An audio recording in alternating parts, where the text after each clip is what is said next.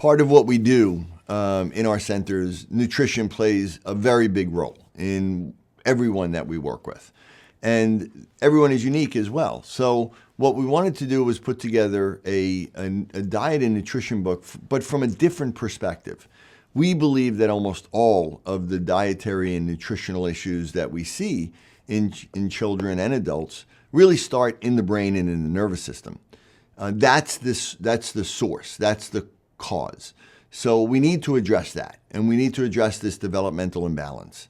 But that doesn't mean that we don't want to address food sensitivities or allergies or vitamin or mineral deficiencies or digestive issues or leaky gut problems or immune dysregulation or chronic inflammation or toxins that may be in the body. All of these things are very, very important.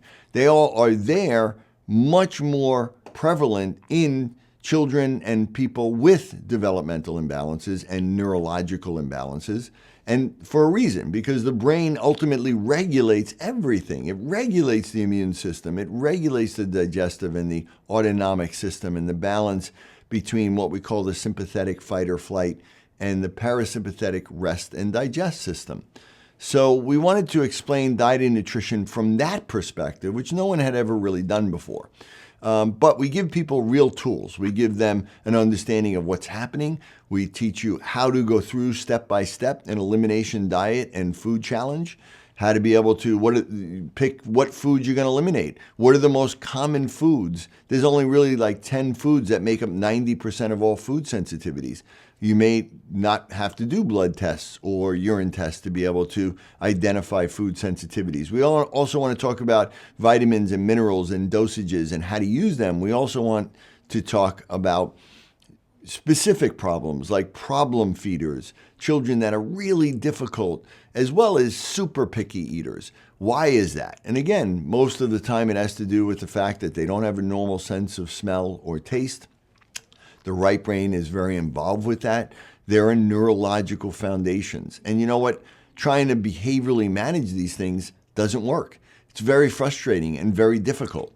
The only way to address it really is to deal with the core issue, which is in the nervous system and in the brain. But along with that, we need to also help reduce inflammation and reduce these other things that are impacting their brain and can have an effect on their behavior.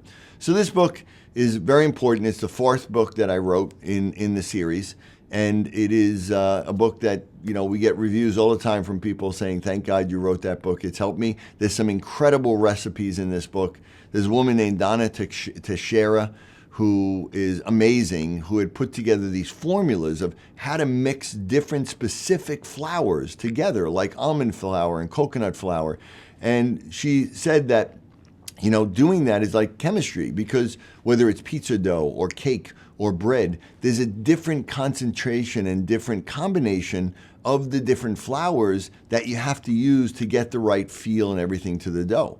I had met Donna and she explained this to me. She also told me that she had never written a book about it or never put it anywhere. And I said, please, will you give me these recipes and how to do these formulations? This is so valuable to people. And she's never published this anywhere else. So it's not available anywhere but this book. And it is amazing. If you're going to try to make your own types of flours or bread that are going to be gluten-free and dairy-free, this book and that chapter in particular is going to be worth it, let me tell you. So again, you can get this book anywhere that books are sold: Amazon, Barnes & Noble, any bookstore.